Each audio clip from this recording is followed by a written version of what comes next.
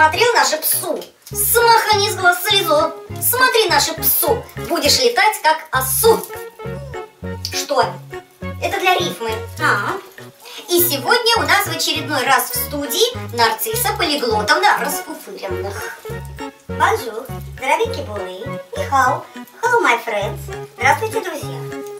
В сегодняшнем выпуске я дам вам совет, как правильно вести себя в гостях по ходонку на ус. Само собой. Думаю, что не надо напоминать вам, что придя в гости, лям-де-зон, необходимо поздороваться с хозяевами и гостями, после чего извиниться и в ванную комнату ополаскиваться. Сколько на вас бактерий, какомит свикается хвостой. Пока вы были на улице, страшно вон взять. Ополаскнувшись, проверьте на чистоту помещения и зону еды лям-де-зон. А если там недостаточно чисто? Приступайте к генеральной уборке, как я вам уже рассказывала. Заркаухой рукохват. Вытрите стол, стулья, перемойте посуду, протрите пол нашей прекрасной шваброчкой. А если гости зададут вам вопрос, зачем вы это делаете? Хитро улыбнитесь. Раз они задали такой вопрос, это означает только одно. Не хочется никого обижать, это недалекие люди. И с ними надо общаться как с младенцами. Да. Закончив уборку, конечно, идем ополаскиваться. Лям-де-зон. Присев за стол трапезничать, скользните взглядом по гостям. Увидев неопрятного гостя, воненогий мышкапот, рекомендуйте ему пойти ополоснуться. Забыла главное сказать лям-де-зон про запах.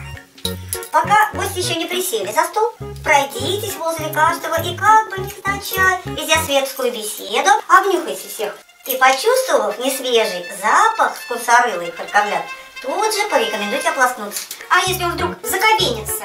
Ну вот здесь не надо уже стесняться. Сначала объясните, что это портит другим аппетит. Если это не подействует, пригрозите, что срамите его перед всеми. В любом случае знайте, что ваше дело правое, лям-де-зон, и все остальные будут вам благодарны.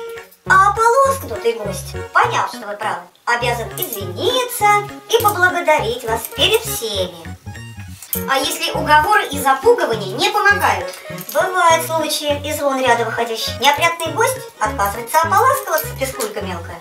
Прям не владеющий тобой человек. Тогда, Швайбер, воспользуйтесь нашей волшебной шваброчкой. Старательно, придирчиво протрите гостя в воспитательных целях, и тогда у него появится повод ополаскиваться. Водолюбы и струи плюс. Естественное дело.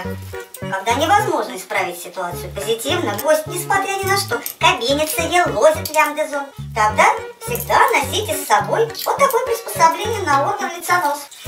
Это то самое приспособление, которое для вас смастерил Трудотович. Да. И все, и никакой запах вам не страшен. Хапас, Юкакин. Абсолютно. Применяйте и используйте советы Нарциссы Полиглотовны на пользу себе и людям. Хочешь, чтобы друзья без прищепы обошлись? И помойся, и 100 раз ополоскнись. Подписывайтесь на наш канал, чтобы пленяться и очаровываться нашими видеобеседами. И ставьте лайки. До новых встреч!